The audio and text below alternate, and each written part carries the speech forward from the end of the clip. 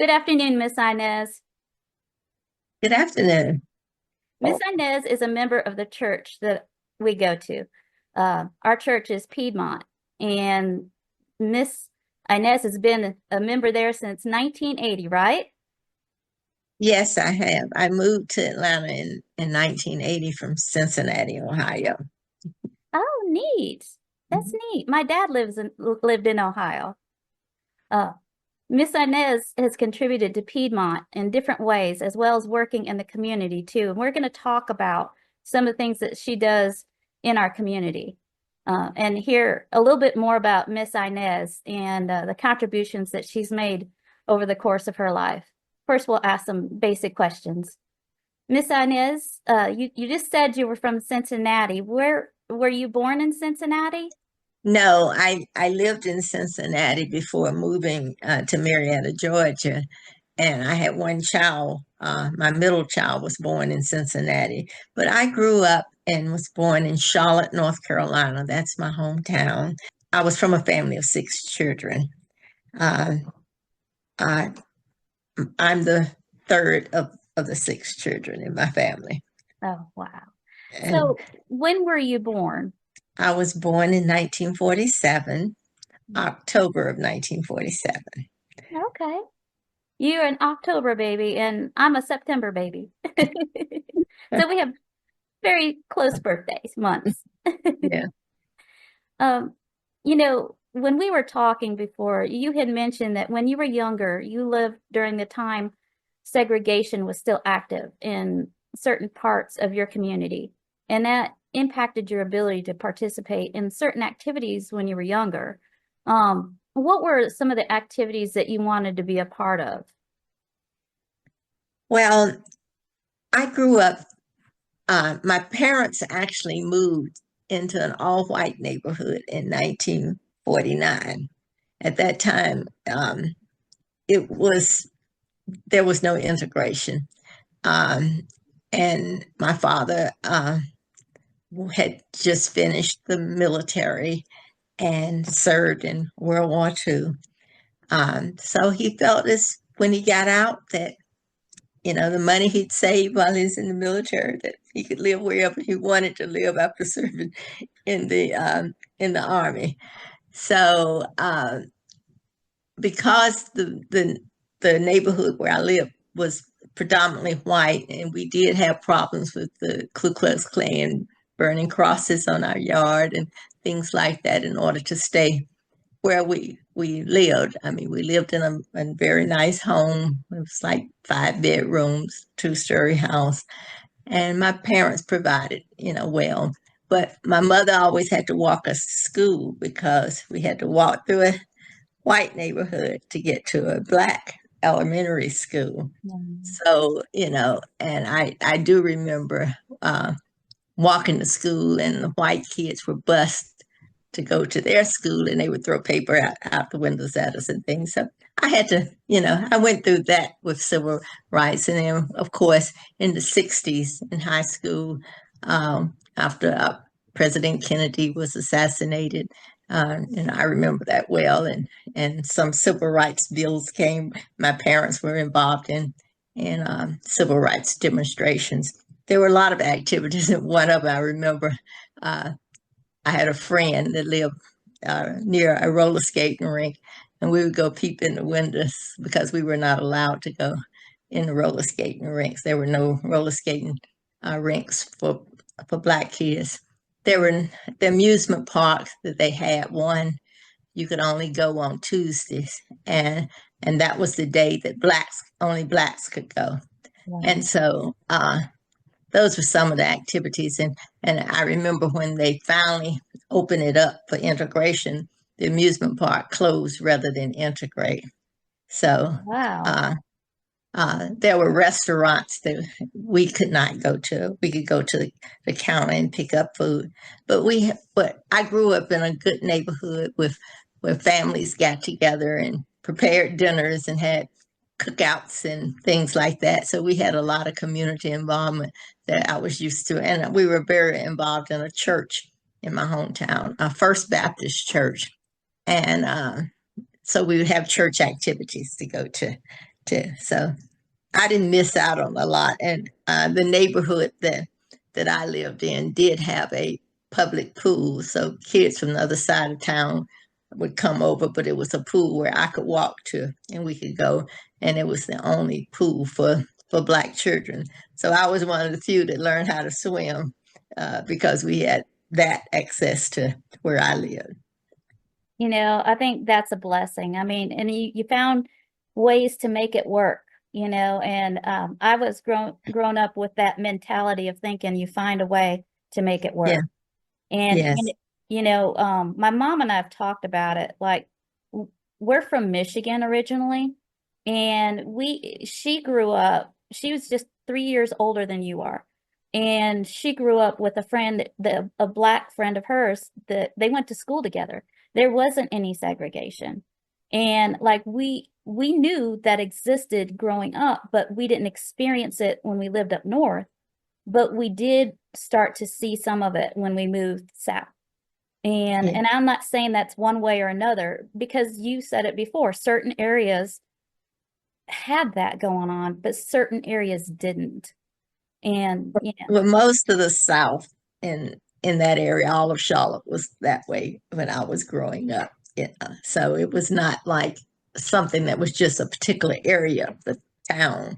We knew where we could go and couldn't go, and you know, in traveling, my family loved to go to the beach, and there was a beach in South Carolina that was for only for Blacks, and so years later, my father built a beach home in North Carolina in an area because that's what he liked to do and the things so he owned his own business. He owned an industrial cleaning company that cleaned new construction homes, the bricks and the windows and things. And so we were able to do some things that a lot of kids were not able to do because of that. So I can't really complain about my lifestyle then, and we were afforded to do things that a lot of people they could not do, could not do. Black or white. Yeah, yeah.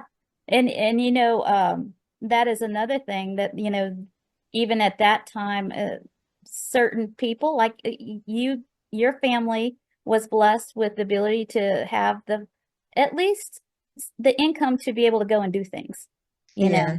And My, we all six kids went to college and different colleges. I graduated from Spelman College in Atlanta, so that's how I first came to Atlanta. But then I got married and we moved away and around, and then moved back to this area. But my sister was in school at Talladega College in Talladega, Alabama, and she was involved in some civil rights. And I mean, to this day, I remember so well that the school had called and said that they had gotten water hose turned on them and gotten arrested, and for the parents not to come down there because they want to try to handle it. And I remember my mother pleading with my dad, please don't go down. He said, I got to go get my baby. He said, no, please don't go. They're going to handle it. She's going to be all right. So I remember those experiences too, with colleges, some of the things we went through with integration and things Right. in school. It's definitely taught us a lot, hasn't Yeah. it? I mean, it's hard going Yeah. through things like that. But, you know, Pastor Ike says you've gone through what you've been through to help other people get through what they're going through.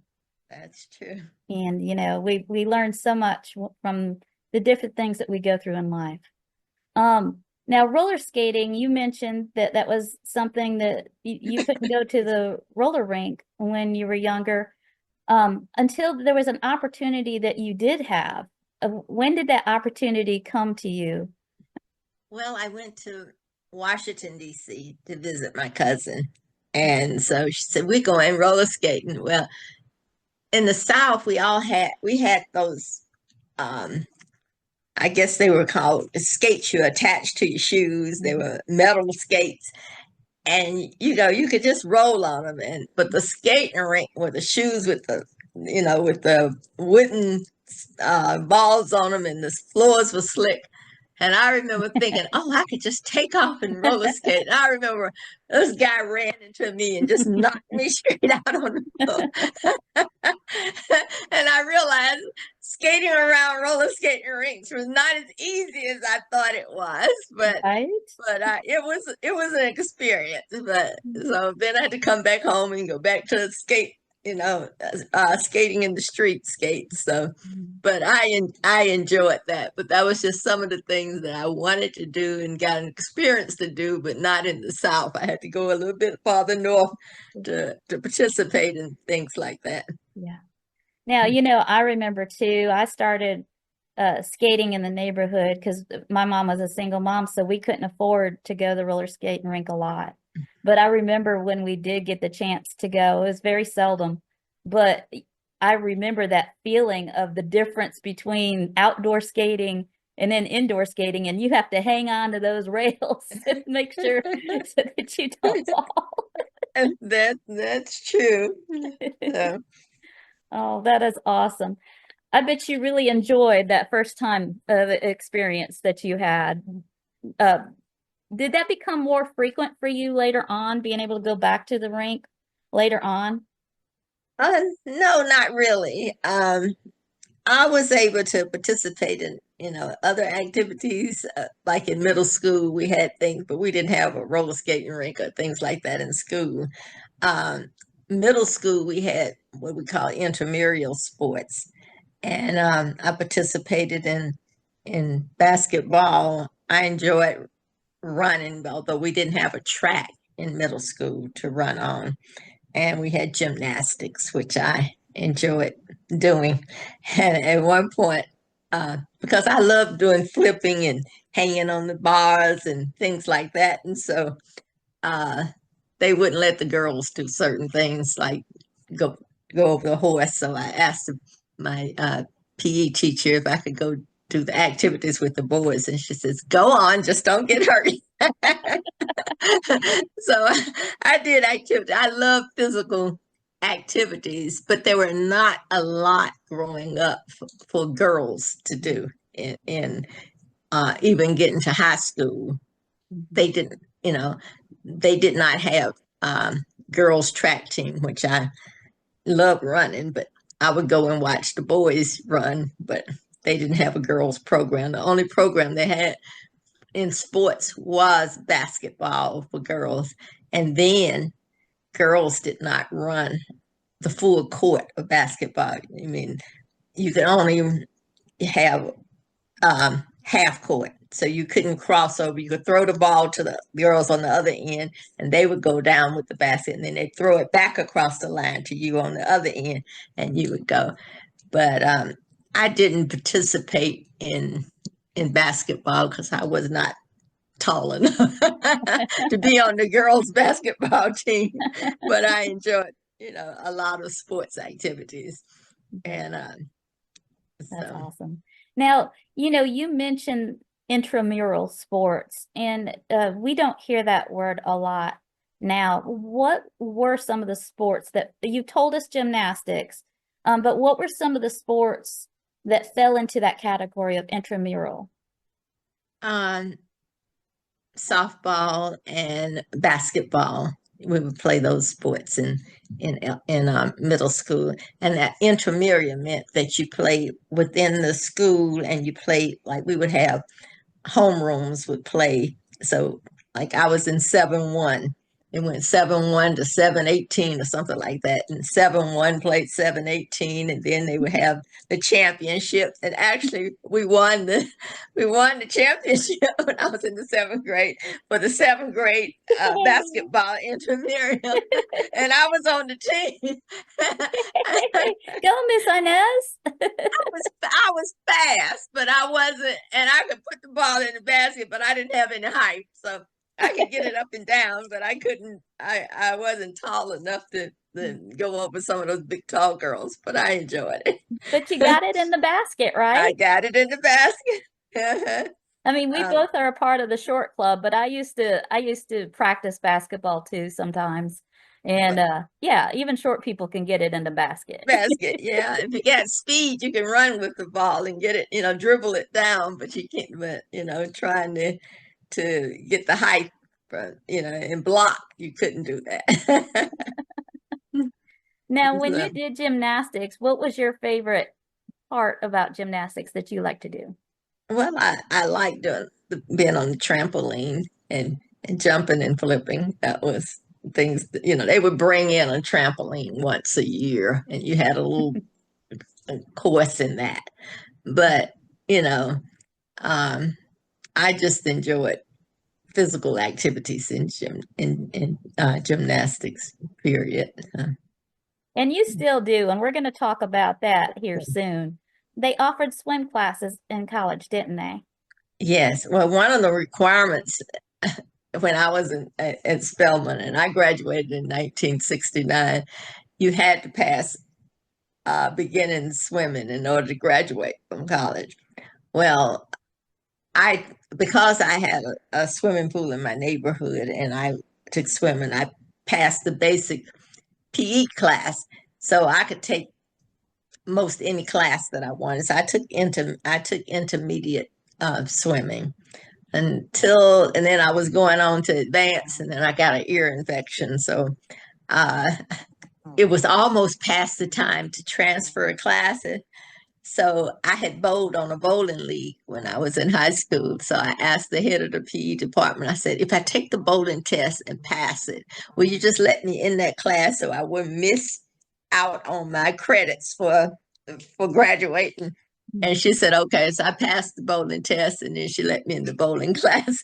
And I finished my requirements instead of finishing the advanced swimming class. So, Nice, yeah. nice. But Spelman had also had a competitive swimming. What do you call swimming when they do the dancing? Uh, can't think of a word for it. Wait, they do Acrobatic, aquatic. uh, uh, the dance group that dance and swim at the same time. I can't think of the name of it right now, but they had some girls who were really good swimmers that did that. So, That's but I was busy in academics and trying to get a good grades out, so I didn't do a lot of the other extra activities. I was in the because I did orchestra all the way through high school. I was in the chamber orchestra too in college. So nice. I kept busy. I mean, that is what I know of you. You're always busy, always going. And that, that is a way to keep young, to Yeah, keep going, yes. be active. What did you major in college? I majored in home economics, and I had all the desires to go on and get a master's in food and nutrition. But then I got married and my husband was in the Navy and we moved around and I never finished that part of it. So, but I used my home economics. I taught for a little while, but then my first job was with Social Security because I was going to go to New York and I was going to go and to um, graduate school up there. And I wanted to work a while because my father at the time had four in college at the same time. So I said, well, I better take a breather.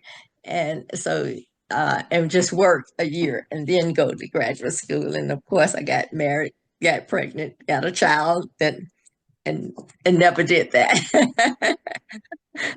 But that's okay. That's okay. Mhm.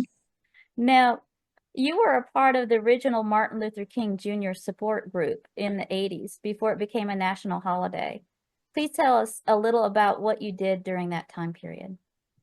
Well, when I moved to Marietta, um, actually, when I was in college, Dr. King was assassinated, and during that period, a lot of people don't know that um, his body laid in state at Spelman College. A lot of people thought it was Morehouse, but it was his sister's chapel.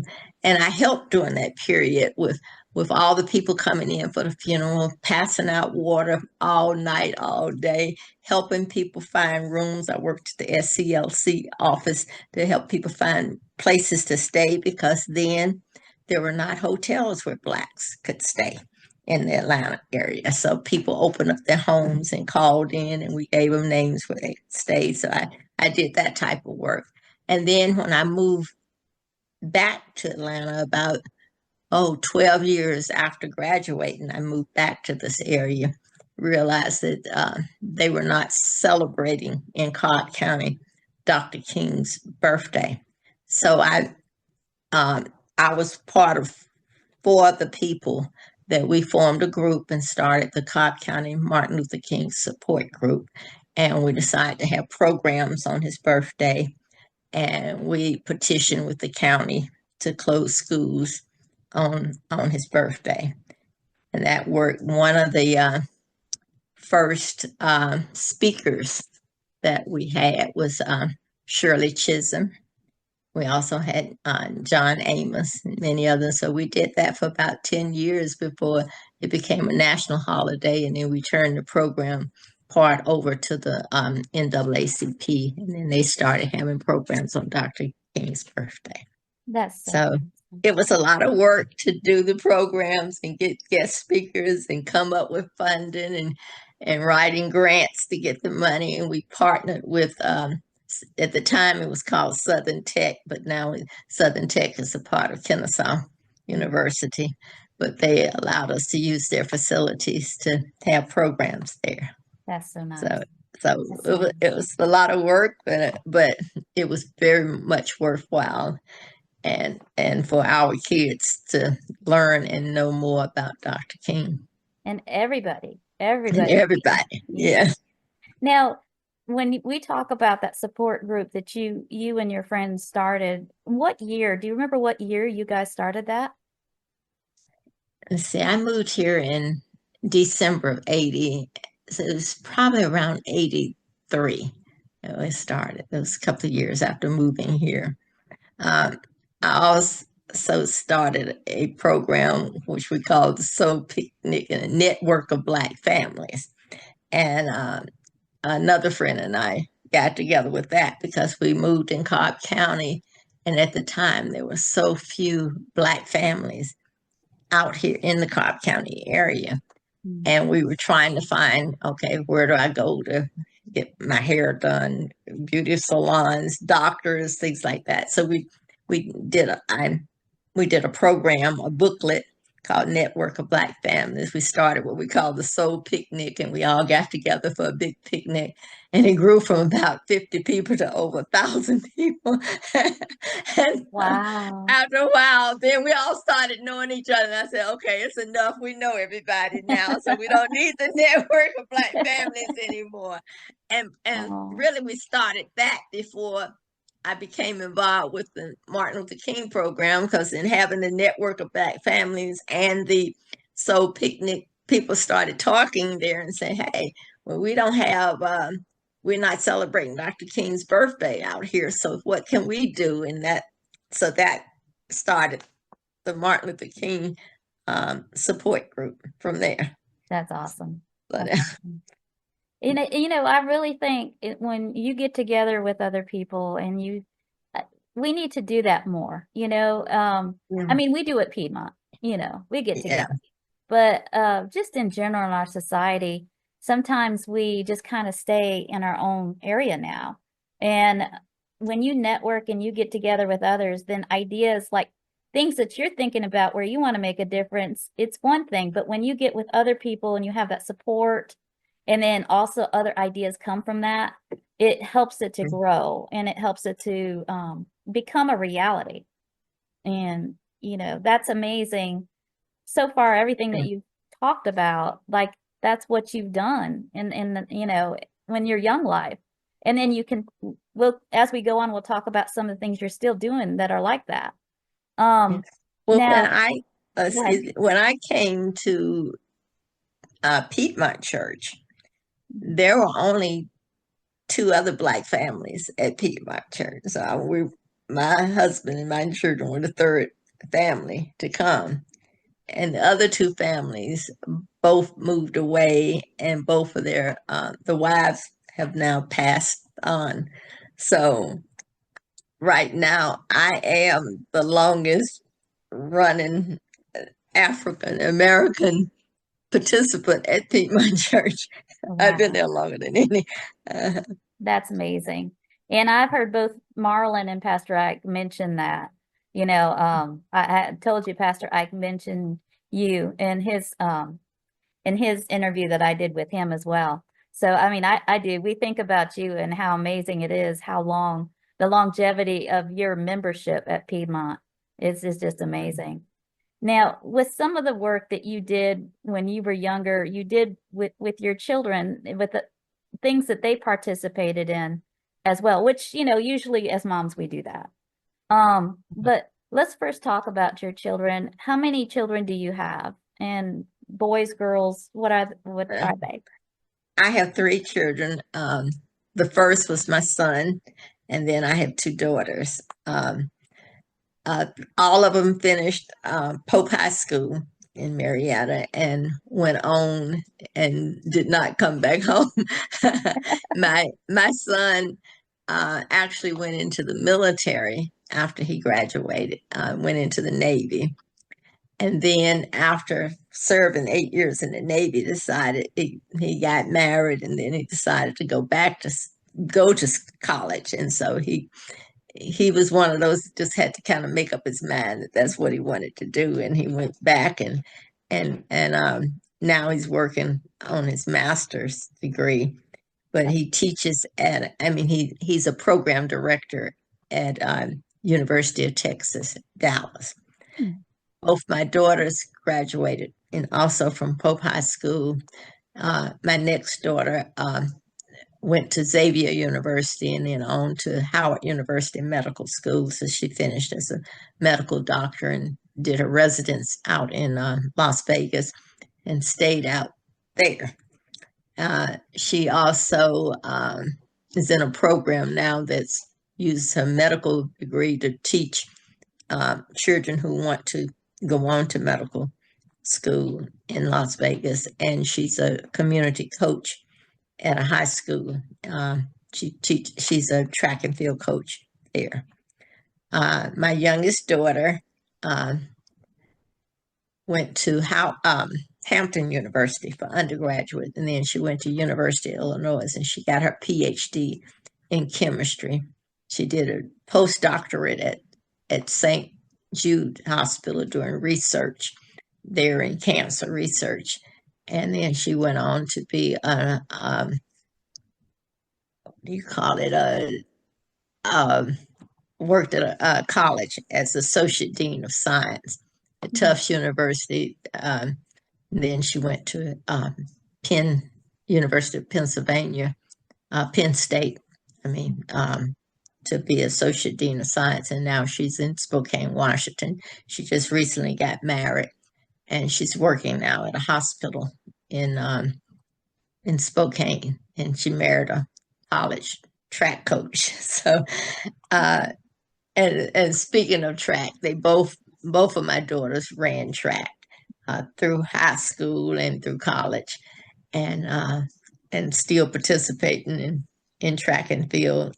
And that's where they got me involved. I started off with them with track and field with the Northside Red Runners Youth Track Club, and went on to be I'm a USA Track and Field official, and then I became president of the Georgia Association for USA Track and Field.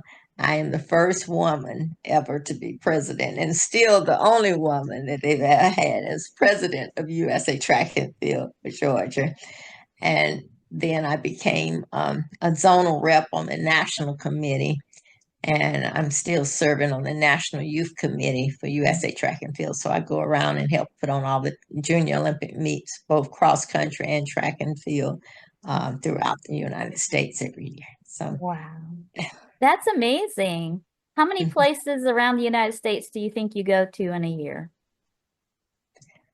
well, they have one major national championship a year, one for cross country, one for track and field. Then they have a youth outdoor national championship, and they have an indoor championship, national championship, and then a national cross country championship. So that's 5 national championships a year that I usually go to. Wow. That's amazing. And I bet it's fun being able to see the young people, continue to do what your kids were doing and what you enjoy doing, you know? It is. And this last year I had children on my team that were bringing their children now to run. As I call them my grandchildren, my grand track children that are out there running now. But then I waited until after all my kids were gone and everything, and I've been actually manager of programs and putting on track meets. And so one day I just decided when I turned about 60, I said, I'm get out here and train myself. So now I run in the master's program for USA Track and Field. I just for the fun of it. I'm not what I call a competitive runner, but I do it just for the fun and just to stay in shape. That's But amazing. I've gotten 3, 4, 5 gold medals That's amazing. that I'm proud of. That's amazing. And you're like you said, you're not even like competing in the sense of like trying to get the medals and you're just doing it for fun and you're still winning the medals. Well, when you become my age, there are very few out there running. So usually it's only 1 or 2 in your own age group. They divide you by age groups every 5 years. So you're in the 70 to 75 age group, 76 to 80 age group. And so a lot of times they'll run you all together, but then you get your award by your age. And so, I've run, and there's been others that are not even in my age group that I've beaten, but because I'm usually the only one in my age group, I can win. Well, and that brings us to one of the things that we were going to talk about. You ran one of your races not too long ago where there was 180 people participating in it. And what place did you come in? And please tell us about that experience.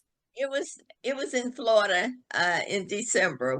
We have the USA Track and Field annual meeting once a year at different places. So it was in Orlando, Florida.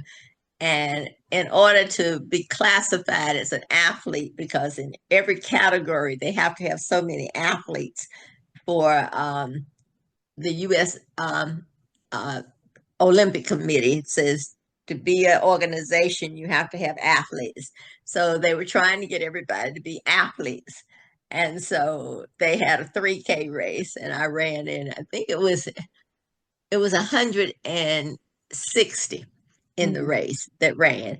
All age groups, all sexes, men, women, everything. So I placed 91 out of 160. So I was pleased because there was very few in my age group, and there were some that were younger than me that I actually beat. So, and my daughter was also at the convention, and she ran, and she was determined she was not going to let her mother beat her. So she came about 5 places ahead of me at the end. That's amazing. That's Yeah. amazing. And she's 40, she was 47 at the time, I and love that. I was 77. I love that. I'm sure she looked back and go, "Oh no, I've got to Oh finish no, I'm first." not gonna let mom beat me running. But it was just a fun 3K run. And as I was coming in, you passed people who were still going up to the curb, and then they had to come run back down, and they were like, "Let me run fast. I don't believe I did beat me." And you said there were some guys that were behind you that noticed, "Oh my goodness, look at this older lady in front of me. I gotta hurry it up." And Yes, they did. So that's the fun part of running. that is absolutely. Now, one thing, and I didn't put it in here, but did this last weekend, one of my friends, her and her son came up for a track meet at Marietta High School. Did you know about that one? Um, where did they come from? Parts of Georgia? Because it was probably a high school meet. It was yeah, it was a high school meet. It was Richmond Hill is from where they're from, and they said Yeah. it was all over Georgia. People from different parts of Georgia coming together to run. Well, that's the way most track meets are. If, especially if they're invitation meets, you can come from anywhere to run, or even outside of Georgia to run. But I did not participate in that one because that's more of a we're just starting out the high school seasons, and I participate mostly in USA track and field sanctioned meets, but I do work some high school meets like week after next. I mean, working a college meet. I work as an official for the university for Georgia Tech. It's having a track meet week after next. So there will be teams coming from all over to participate in that.